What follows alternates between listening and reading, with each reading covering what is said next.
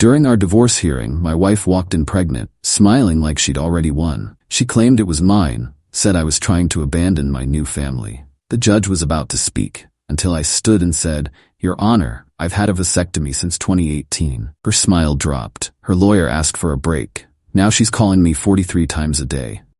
Before we start, I just want to say thank you for being here. It means the world. But take a look at this. Only 8% of people watching are subscribed. If you enjoy these stories and want to support more of them, just one click makes a huge difference." Burner account and names changed for obvious reasons.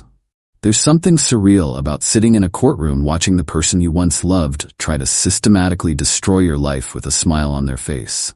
Even more surreal when they're using an unborn child as ammunition. But I'm getting ahead of myself. Some context. My soon-to-be ex-wife Tara and I were married for 7 years. We met in 2013, married in 2014, and things were good at first. Great, even.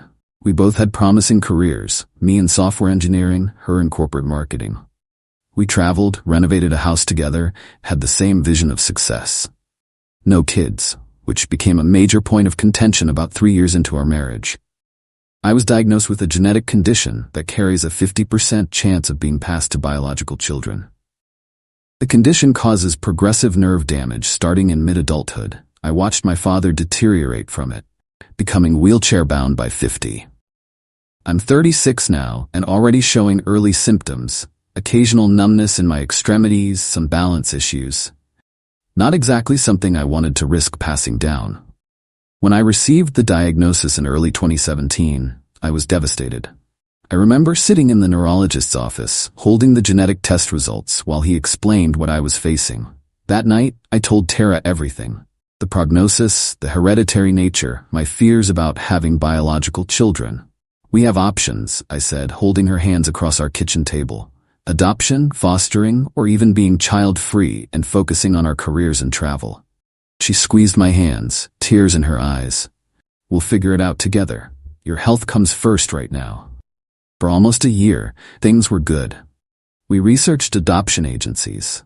We spent time with our nieces and nephews. We seemed to be on the same page, or so I thought. Then around March 2018, things changed. Tara started making comments about how genetics aren't everything, and how medical science is advancing all the time. She'd leave fertility clinic brochures around the house. When I reiterated my stance, she'd get upset.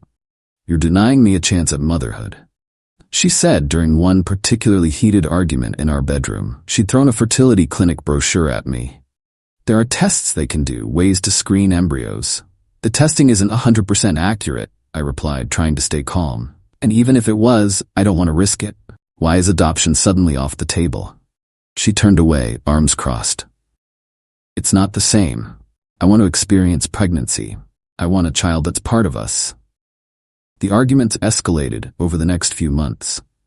I'd come home to find her watching birthing videos or browsing baby furniture online. When I'd remind her of our discussions, she'd either cry or lash out. Then came the incident in July 2018 that changed everything. I was looking for a receipt on our shared laptop when I discovered she'd been tampering with our birth control.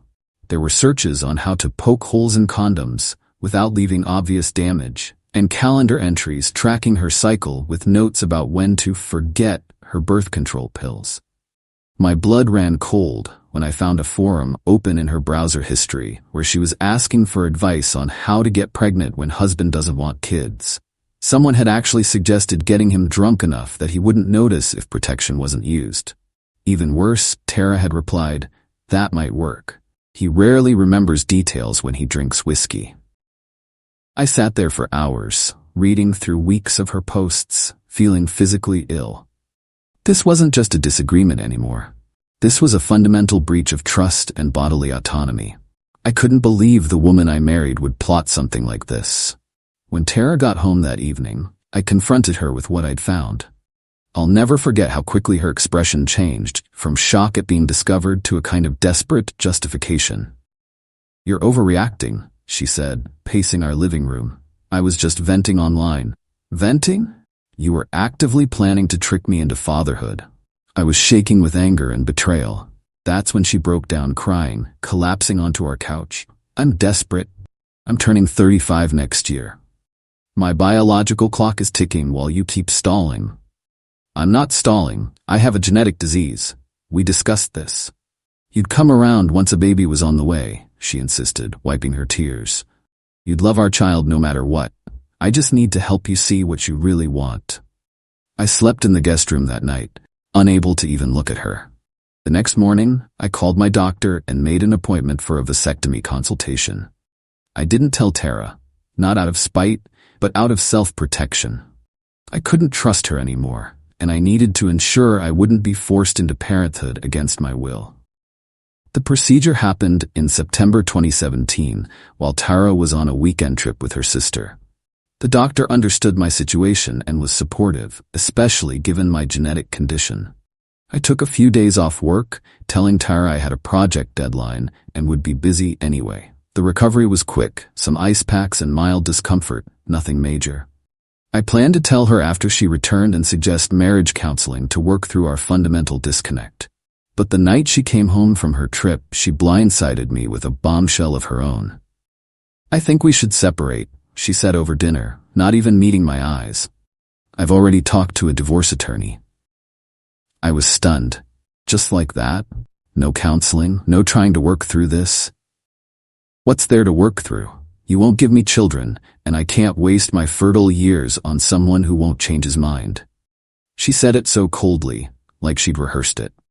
I didn't mention the vasectomy then. It seemed pointless since we were apparently heading for divorce anyway. We spent the next few weeks discussing logistics, how to split assets, who would move out. It was civil but tense. Then, inexplicably, in November 2018, about 2 months after she'd first mentioned divorce, Tara wanted to reconcile. She showed up at the apartment I'd been renting with takeout from our favorite restaurant and tears in her eyes. I've been thinking, she said as we sat awkwardly at my tiny kitchen table. Maybe I can accept a child-free marriage if that's what it takes to save us. We built a life together, Drew. I don't want to throw that away. I was suspicious but willing to try. 7 years together isn't something you discard easily. We agreed to counseling, and I moved back into our house in December 2018. For almost 10 months, things seemed better. We went to weekly therapy. We reconnected physically and emotionally. I nearly told her about the vasectomy several times, but the right moment never materialized.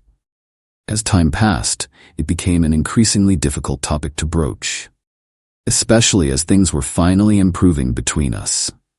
Then in September 2019, while Tara was in the shower, her phone kept buzzing with text notifications. Normally I'd never check her messages, but after the birth control incident, I still had lingering trust issues. I glanced at her screen and saw messages from Mark W. with preview text that made my stomach drop. Miss you too, baby. Can't wait until. I knew Mark Wilson was her boss. Against my better judgment, I opened the messages. What I found shattered any hope of saving our marriage. Not only were they having an affair, but based on their conversation history, it had been going on for over 2 years, since early 2017, before my diagnosis, before all our fertility arguments. I scrolled back through months of messages, putting together the timeline. Their affair had continued through all our struggles about having children, through her threatening divorce, and even through our reconciliation. The reconciliation, I discovered, coincided perfectly with Mark temporarily relocating to the London office for a 9-month project. She'd essentially put me on hold while he was unavailable. When Tara emerged from the shower, I was sitting on the bed with her phone in my hand. How long have you been sleeping with Mark? I asked quietly. The color drained from her face. Drew, I can explain. 2 years, Tara. 2 years? You were sleeping with him while making me feel like a monster for not wanting children. My voice broke. You threatened divorce when I wouldn't give you a baby, then came back when he left the country. Was any of it real? She didn't deny it. Instead, she tried to justify it. Mark understood her desire for children. Mark would have given her a family. Mark appreciated her in ways I didn't. I filed for divorce the next day, October 2019. This time, there was no turning back. The proceedings were contentious from the start. She wanted the house I'd largely paid for. I'd made the down payment with an inheritance from my grandmother, half my retirement account, and substantial alimony despite having a good job herself. Her lawyer painted me as cold and uncaring, citing my refusal to have children as evidence of my selfish nature. 4 months into the divorce process, in February 2020, came the hearing that would determine temporary asset allocation while the divorce proceeded. I arrived early with my lawyer, Sam Davidson, reviewing our documentation one last time in the hallway outside the courtroom. "We're in good shape," Sam assured me. "Your financial records clearly show your contributions to the marital assets. The judge assigned to our case is fair, but no nonsense." That's when I saw her walking down the hallway toward the courtroom, and my jaw nearly hit the floor. Tara was visibly pregnant. Not just slightly showing, she had to be at least 6 months along, her belly prominently displayed in a form-fitting dress I'd never seen before. She made deliberate eye contact with me as she approached, cradling her stomach with both hands, a triumphant smile playing at her lips. Sam grabbed my arm. "Did you know about this?" "No," I managed, still staring. "Impossible. We haven't been together since."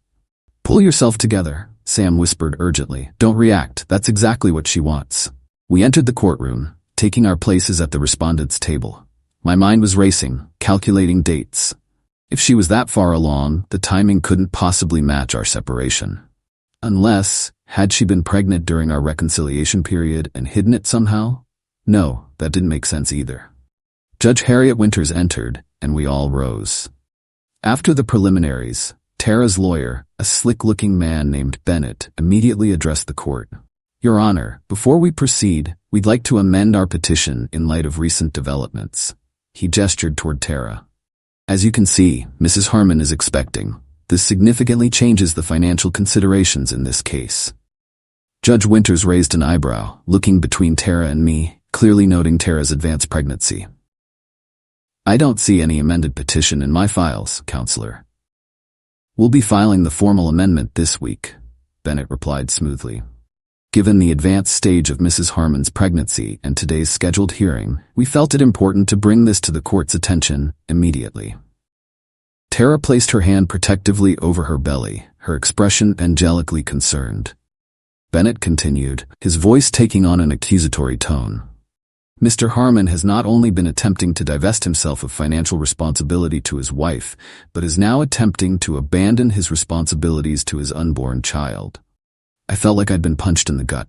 Sam scribbled furiously on his legal pad. "Paternity test ASAP." The judge turned toward me, her expression noticeably cooler. "Mr. Harmon, were you aware of this pregnancy?" Before I could answer, Bennett interjected. "Your Honor, he was aware. Mrs. Harmon informed him during their last attempt at reconciliation, which we believe precipitated his abrupt filing for divorce." That was a bold-faced lie. Sam stood immediately to object, but Tara's lawyer wasn't finished. Furthermore, this pregnancy has complicated Mrs. Harmon's health, requiring her to reduce her work hours significantly. She's been diagnosed with gestational hypertension. This further necessitates adequate support from Mr. Rutt Harmon, who has shown callous disregard for his new family. Tara dabbed at her eyes with a tissue, the picture of a wounded, expectant mother. "I just want what's best for our baby," she said softly, but loud enough to carry. The judge sighed, looking at me with thinly veiled contempt. "Mr. Harmon, given these new circumstances?" That's when I stood up. Sam tugged at my sleeve, but I gently shook him off. "Your Honor, with all due respect, I've had a vasectomy since August 2018. The courtroom went completely silent. Tara's triumphant smile froze, then crumbled in real time. Her lawyer looked at her sharply, confusion evident in his expression. "I have my medical records here," I continued, retrieving a folder from my briefcase. I'd started carrying the documentation after the divorce proceedings began, not because I expected this exact scenario, but because I wanted a complete record of my medical situation, including my choice not to have children, as well as 2 follow-up sperm count tests confirming the procedure's success. "I am not the father of that child." Tara's lawyer stood up, clearly flustered. "Your Honor, my client was not made aware of any such procedure. This is clearly a desperate attempt by Mr. Harmon to evade responsibility." Judge Winters held up her hand. "Let me see those records, please." I handed the folder to the bailiff, who brought it to the judge. She carefully examined each document. The procedure was performed by Dr. Levinson at Mercy Medical Center on August 10, 2018, I explained. I have the records and receipts. I also have documentation of my genetic condition which prompted this decision, polycystic neuropathy, the same condition that caused my father's early death. Tara was visibly shaking now, her face ashen. Bennett leaned over to whisper something to her, but she jerked away from him. "These appear to be in order," Judge Winters said after a moment. "Mrs. Harmon, were you aware of this procedure?" Tara stood, one hand still protectively cradling her belly. He never told me. He couldn't have. We were still intimate after that date." "The procedure doesn't affect that aspect of function, Your Honor," I explained quietly. "Only fertility. And yes, we were intimate during our reconciliation period, which began in November 2018, 3 months after my vasectomy." Her lawyer quickly requested a 15-minute recess, which the judge granted. As they huddled in fierce conversation at the far side of the courtroom, Sam looked at me with a mixture of relief and exasperation. "A heads up would have been nice," he muttered. "This could have gone south quickly if your records weren't in order." "I didn't know she'd pull this," I replied, still processing the absurdity of the situation. "I never thought she'd try to pass off another man's child as mine in court." "Who do you think?" Sam left the question hanging. "Her boss, Mark. They've been having an affair for years." When the session resumed, Tara and her lawyer had clearly recalibrated their approach. Bennett adopted a completely different tone, claiming emotional distress due to my secretive medical procedure and arguing it constituted its own form of marital misconduct. "Your Honor, while my client may have been mistaken about the paternity of her child, the underlying issue remains Mr. Harmon's deception. He underwent a major medical procedure affecting their marital relationship without informing his wife. Judge Winters was having none of it. Counselor, attempting to attribute paternity of another man's child to Mr. Harmon is a serious matter. Your client just testified under oath that this child is her husband's, which we've now established is biologically impossible. I suggest you confer with your client about the implications of perjury before proceeding further."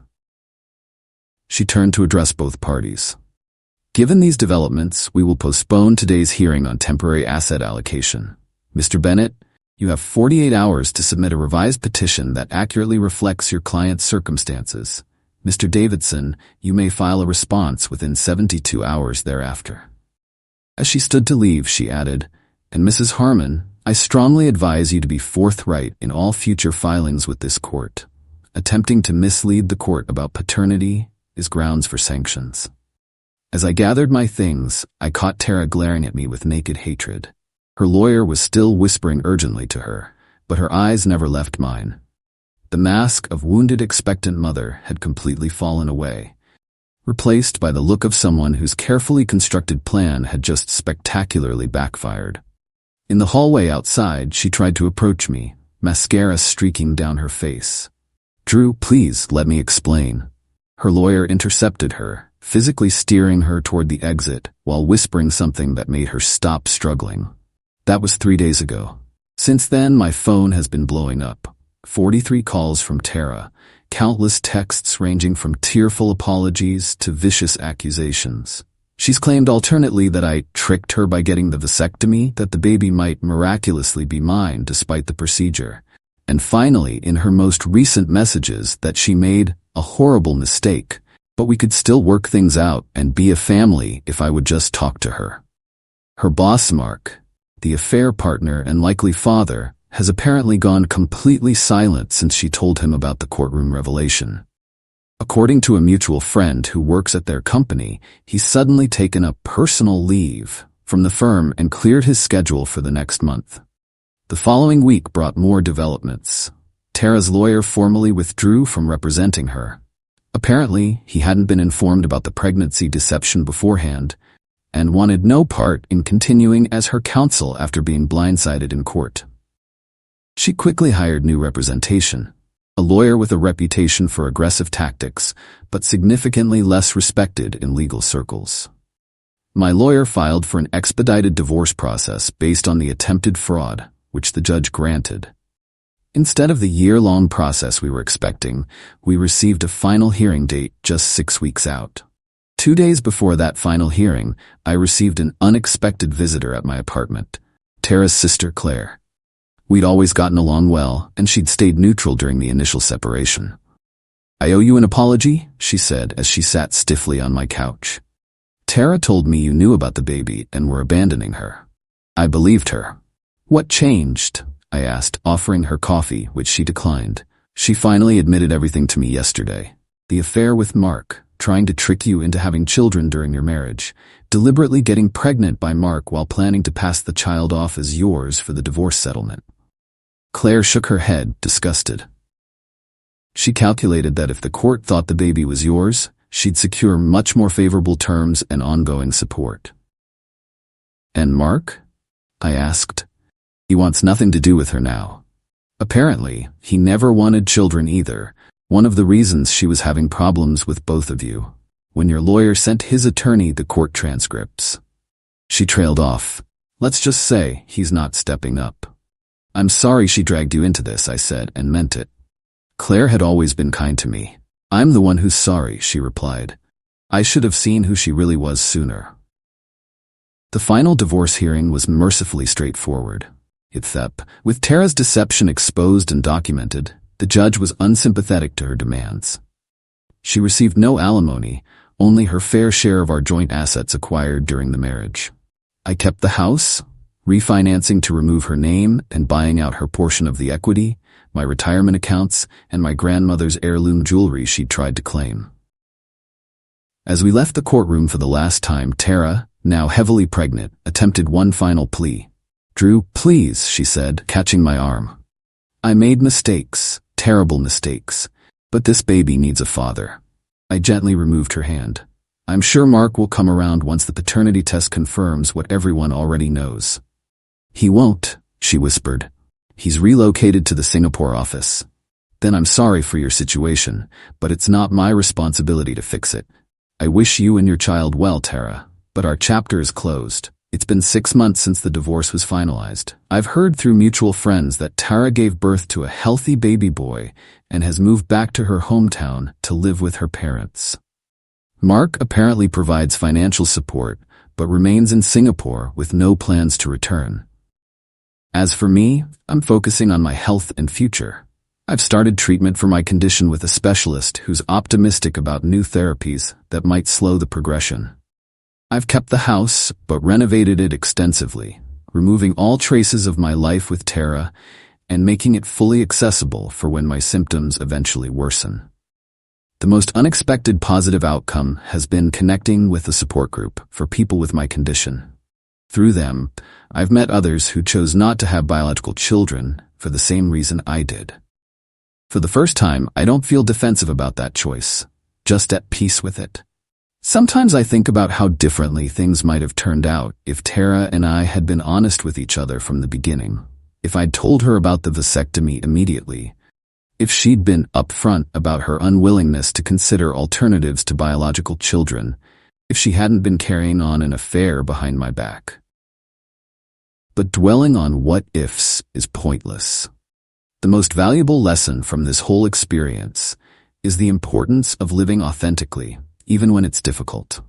No more hiding, no more compromising on fundamental values, no more relationships built on deception and manipulation. My life isn't perfect. My medical prognosis remains challenging, and some days the physical symptoms are frightening. But there's an overwhelming sense of rightness to my world now, a foundation of truth that was missing during those years of marriage. Sometimes the happiest ending isn't what you initially pictured for yourself. Sometimes it's just the quiet satisfaction of standing in your truth when it matters most, even if that means standing alone.